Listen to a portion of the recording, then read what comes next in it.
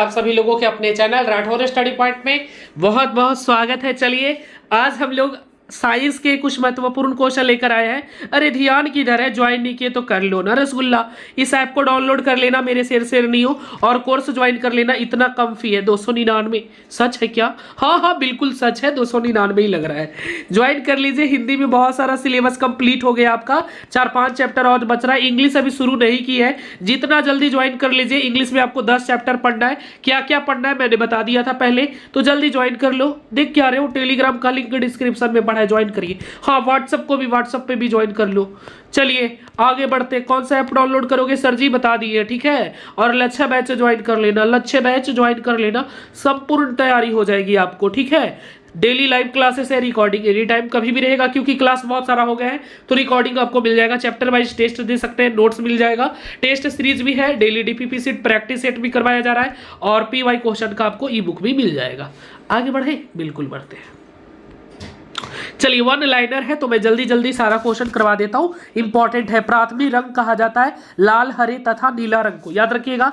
प्राथमिक रंग कहा जाता है, प्राथमिक रंग कहा जाता है लाल, हरे तथा नीला रंग। चलिए आगे बढ़ते हैं। समान आंख के लिए स्पष्ट दृष्टि की न्यूनतम दूरी है, सामान्य आंख के लिए स्पष्ट दृष्टि की न्यूनतम दूरी है 25 सेंटीमीटर। जितना भी करवा रहा हूं ना, सारा क्वेश्चन इंपॉर्टेंट है। चलिए पेजा के पीछे लिख लेना। निकट दृष्टि दोष को दूर करने के लिए अवतल लेंस का प्रयोग करते हैं, निकट दृष्टि दोष। और दूर दृष्टि बोलेगा तो उत्तल लेंस, याद रखिएगा।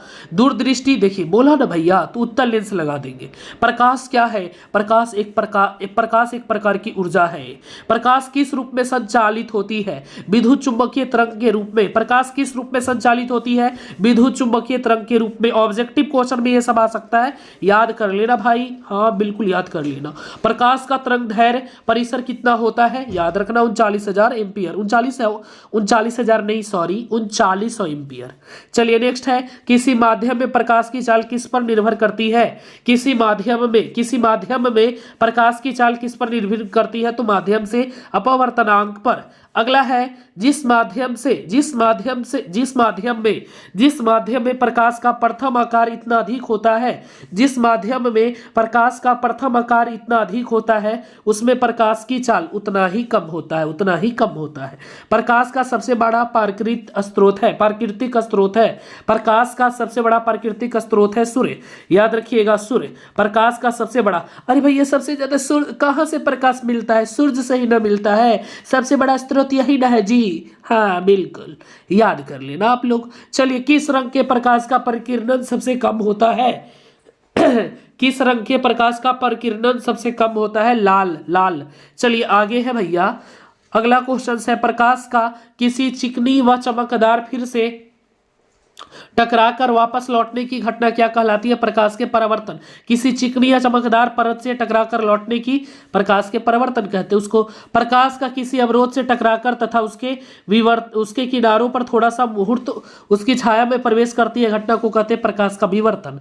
चलिए समतल दर्पण द्वारा, अगला क्वेश्चन है। समतल दर्पण द्वारा किसी वस्तु का प्रतिबिंब दर्पण के किस ओर बनता है? पीछे। दो समांतर दर्पण के बीच रखी वस्तु का प्रतिबिंब बनता है। दो समांतर दर्पण के बीच रखी वस्तु का प्रतिबिंब बनता है अनंत पर, याद रखिएगा। मानव शरीर का सामान्य ताप होता है 37 डिग्री सेल्सियस। 37 degree Celsius. हाँ बहुत सारे लोगों को लग रहा होगा ठंडा में बढ़ता है कि कमता है। अरे भैया ठंडा में भी 37 डिग्री सेल्सियस, गर्मी में भी, बरसात में भी। हाँ आप कुछ लोग बोलेंगे अगर बर्फ में चल जा, बर्फ में चल जा, चाहे जम्मू कश्मीर चल जा, तो टेम्परेचर 37 डिग्री सेल्सियस रहता, ठीक है। हाँ अगर डिटेल्स में पढ़ना है तो फिर पैड कोर्स में आ जाओ, बहुत अच्छे से पढ़ा दिए हैं।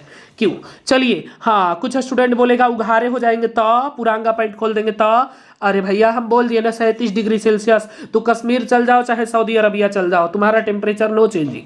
चलिए हाँ थोड़ा बहुत इधर उधर माइनस प्लस हो सकता है, पर उतना ही लगभग होता है। किसी पदार्थ के एकांक द्रव्यमान का ताप 1 डिग्री सेल्सियस बढ़ाने के लिए आवश्यक ऊष्मा की मात्रा को विशिष्ट ऊष्मा कहते हैं। चलिए वायुमंडलीय दाब का ऐसा ही मात्रक, अरे बार। चलिए नेक्स्ट। वायुमंडलीय दाब को मापा जाता है बैरोमीटर से। वायुमंडलीय दाब को मापा जाता है बैरोमीटर से। चलिए आपेक्षिक घनत्व को मापा जाता है हाइड्रोमीटर से। दाब बढ़ाने पर बर्फ का गलनांक घटता है। दाब बढ़ाने जाने पर बर्फ का गलनांक घटता है। चलिए जल का घनत्व अधिकतम तथा आयतन न्यूनतम होता है 4 डिग्री सेल्सियस। चलिए वर्षा की छोटी छोटी बूंदें गोल होती है पृष्ठ तनाव के कारण। चलिए बैरोमीटर का पाठ्यांक एकांक नीचे गिरना प्रदर्शित करता है आंधी तूफान आने का। चलिए नेक्स्ट क्वेश्चन है बैरोमीटर का पाठ्यांक धीरे धीरे गिरना प्रदर्शित करता है वर्षा होने का। चलिए नेक्स्ट क्वेश्चन है सेल्सियस व फ़ारेनहाइट स्केल समान प्रदर्शित करता है 40 सेल्सियस। चलिए सेकंड लोलक का आवर्तकाल होता है 2 सेकंड। चलिए आगे बढ़ते हैं। नेक्स्ट है आवृत्ति और आवर्तकाल के गुणनफल का मान 1 होता है, याद रखिएगा।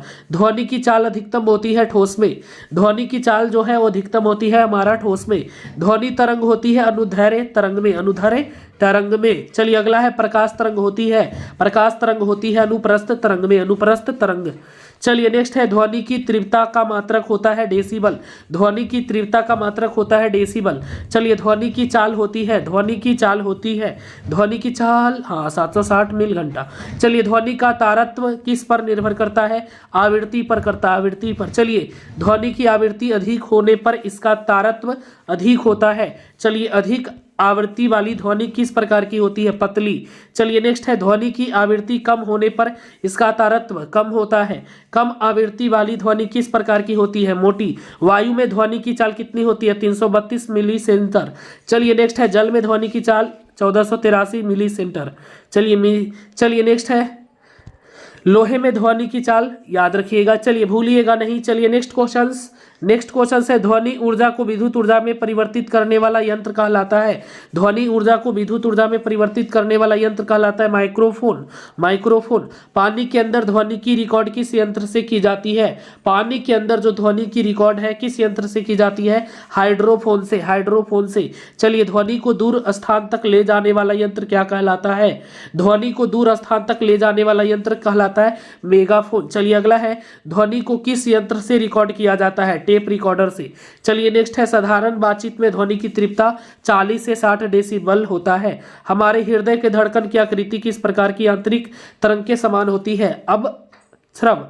चलिए कमरे में रखे रेफ्रिजरेटर का दरवाजा खोल दिया जाए तो कमरे का ताप बढ़ जाएगा, रसगुल्ला। चलिए दूध से क्रीम को अलग करने की विधि, अलग करने पर दूध का घनत्व बढ़ता है। चलिए दूध से अगर हम लोग क्रीम को अलग करेंगे तो दूध का घनत्व बढ़ेगा।